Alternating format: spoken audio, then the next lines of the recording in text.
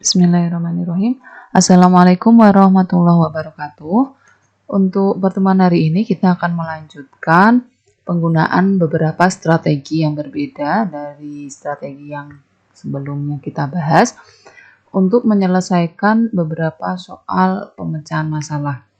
Ya, untuk strategi yang pertama yaitu menggunakan teknik konsep sebelum dan sesudah atau before after concept. Di sini saya tidak akan menuliskan secara runtut untuk penulisannya. Nanti silakan bisa Anda tuliskan sendiri sesuai penjelasan di pertemuan-pertemuan yang awal kemarin. Di sini saya akan lebih membahas ke strateginya saja. Oke, untuk soal yang pertama. Uang Wima 2 kali uang Femi. Setelah Wima membelanjakan uangnya 70% dan Femi membelanjakan uangnya 110.000, sisa uang mereka sama. Berapa uang Wima yang dibelanjakan? Oke. Sebelumnya kita pahami permasalahannya terlebih dahulu. Yang pertama, uang mula-mula, uang Wima itu 2 kali uang Femi. Kemudian yang kedua, setelah Wima membelanjakan uangnya 70% dan Femi membelanjakan uangnya 110.000, sisa uang mereka sama. Nah, yang ditanyakan berapa uang Wima yang dibelanjakan.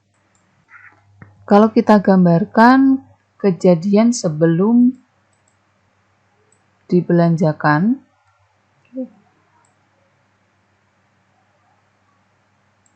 uang Wima ini 2 kali uang Femi. Ini ya. Kemudian sesudah dibelanjakan, Wima membelanjakan uangnya 70%. Kalau kita gambarkan 70% ini 7 bagian. Oke, di sini saya warnai warna yang berbeda. Artinya sisa uang Wima ini 3 bagian. Sedangkan Femi membelanjakan uangnya 110.000. Sisa uang mereka sama. Berarti nanti uangnya Femi dari setengahnya uang Wima sebelumnya ini sisanya sama.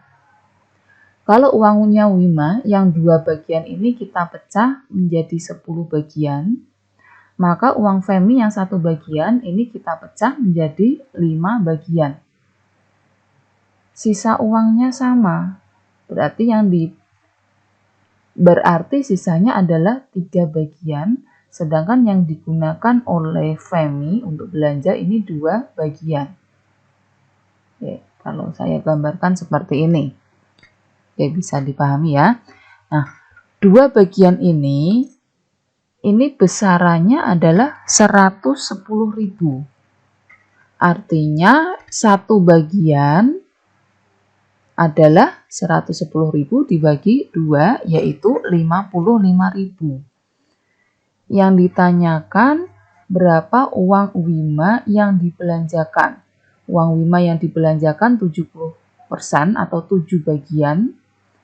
1 bagiannya tadi adalah 55.000, berarti uang Wima adalah 7 kali 55.000. Ya, untuk perhitungannya silakan Anda cari sendiri. Oke, selanjutnya soal yang kedua, kita akan menggunakan strategi menyederhanakan masalah yang serupa. Oke, contoh soalnya, misalkan diberikan 4 bilangan 7,895, 13,127, 51,873, dan 7,356. Yang ditanya, berapa persentase rata-rata dari jumlah bilangan-bilangan tersebut. Oke, kalau pada perhitungan biasa, berarti kita yang pertama menjumlahkan keempat bilangan ini. Oke, ketika saya jumlah, hasilnya adalah 80,251. Selanjutnya kita cari rata-ratanya, berarti jumlah 4 bilangan ini dibagi dengan 4. Yakni 20,06275. Selanjutnya dihitung persentasenya. Persentase rata-rata dari jumlah bilangan-bilangan. Berarti rata-ratanya tadi 20,06275 dibagi jumlahnya 80,251 kali 100%. Nah, setelah saya lakukan pembagian, ternyata 20,06275 dibagi 80,251 ini adalah 1/4. 1/4 kali 100% sama dengan 25%. Ini menggunakan perhitungan biasa. Namun apabila kita menggunakan strategi menyederhanakan masalah yang serupa, kita tidak perlu menghitung jumlah bilangan ini, kemudian berapa rata-ratanya, tetapi yang pertama kita misalkan. Kita misalkan bahwa jumlah dari bilangan ini adalah S. Maka rata-ratanya adalah S/4. S dibagi 4. Oke, bisa dipahami sampai ini. Kalau jumlahnya S, maka rata-ratanya S dibagi 4 karena ada 4 data. Kemudian yang diminta persentase rata-rata dari jumlah bilangan-bilangan tersebut. Berarti caranya adalah rata-ratanya tadi S/4 dibagi jumlahnya yaitu S kali 100%. Oke, kalau saya tuliskan seperti ini, S/4 dibagi S kali 100%. S/4 dibagi S, ini hasilnya adalah 1/4 kali 100%, yaitu 25%. Nah, di sini kita lebih menghemat waktu, lebih efisien dalam perhitungan, karena kita tidak perlu menghitung jumlahnya dan tidak perlu merata-rata. Kita hanya memisalkan jumlah dan rata-rata dari bilangan-bilangan itu. Oke, selanjutnya kita akan membahas soal di mana soal ini bisa diselesaikan dengan melihat dari sudut pandang lain. Ya, misalnya di sini disediakan 3 buah segitiga. Segitiga ABC ini yang berwarna hijau, ABC, kemudian segitiga DEF ini yang warna kuning, DEF, dan segitiga GHI ini yang segitiga berwarna biru. Jika jarak antara sisi yang berdekatan adalah satu satuan, berarti jarak antara biru dengan kuning, sisi yang segitiga biru dan kuning ini satu satuan, jarak sisi segitiga kuning dengan sisi segitiga biru adalah satu satuan. Kemudian segitiga DEF ini terletak tepat di tengah kedua sisi segitiga lainnya. Panjang ketiga sisi segitiga DEF, berarti yang kuning ini, adalah 5, 6, dan 7 satuan. Oke, yang diminta adalah, atau yang dicari adalah luas daerah yang diarsir antara segitiga ABC dan segitiga GHI. Oke, berarti bagian ini yang diminta.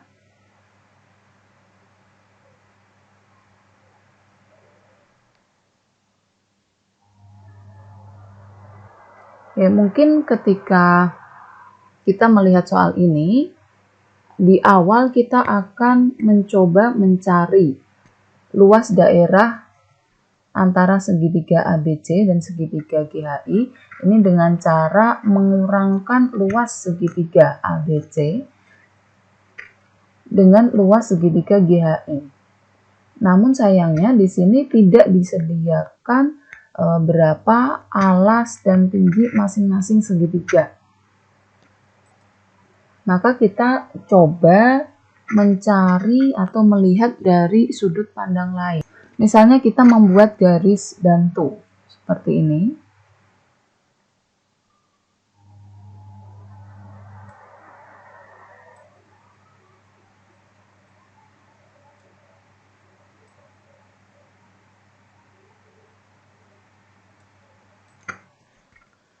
Maka di sini akan terbentuk 3 buah bangun trapesium.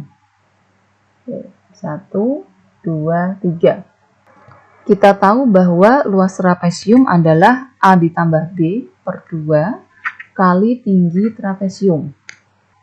A ditambah B, A-nya adalah alas trapesium, B-nya adalah bagian atasnya, A tambah B per 2. Ini artinya kita membuat rata-rata. Rata-rata panjang sisi yang sejajar. Oke, bisa dipahami ya. A tambah B per 2 adalah rata-rata panjang sisi sejajar. Luasnya berarti adalah rata-rata panjang sisi sejajar kali tinggi. Sekarang kita cermati satu bagian dulu. Satu bagian trapesium. Ya, misalkan di sini panjang sisi segitiga DEF adalah yang 6 cm misalnya. Ini yang 6 cm. Maka luas trapesium bagian ini adalah alas bagian ini ditambah sisi bagian yang ini atau dua sisi sejajar kita jumlahkan dibagi 2. Karena dibagi 2, ya artinya ini rata-rata dua sisi sejajar. Karena pada segitiga yang berwarna kuning ini terletak tepat di tengah antara segitiga biru dan segitiga hijau, maka rata-rata dari jumlah dua sisi sejajar tadi adalah 6 satuan. Sedangkan tinggi dari trapesium adalah 2 satuan, karena jarak tiap sisinya tadi 1 satuan. Sehingga luas trapesium bagian yang bawah ini adalah 6 kali 2, yaitu 12 satuan luas. Nah, demikian juga untuk mencari luas trapesium yang bagian kanan. Ya, misalnya ini sisi yang 5 cm.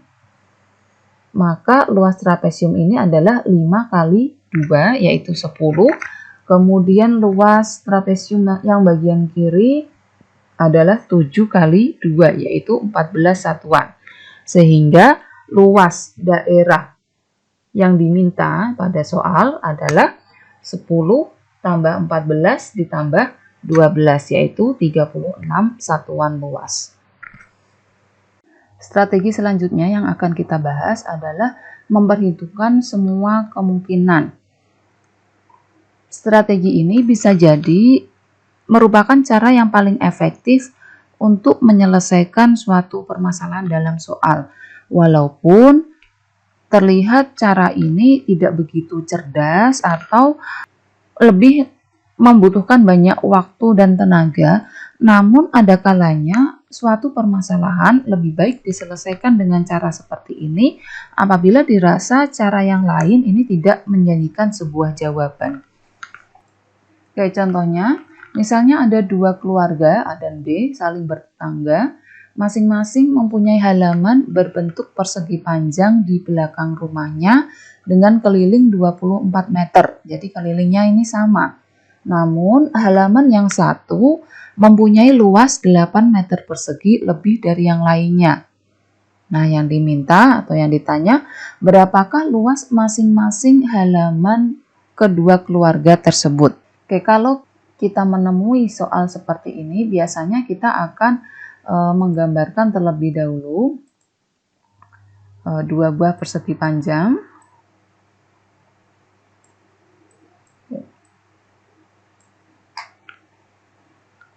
Kemudian kita misalkan yang satu panjangnya adalah X, lebarnya Y misalnya, kemudian yang satu R dan S untuk panjang dan lebarnya masing-masing. Kemudian kita lihat bahwa kelilingnya 24 meter masing-masing.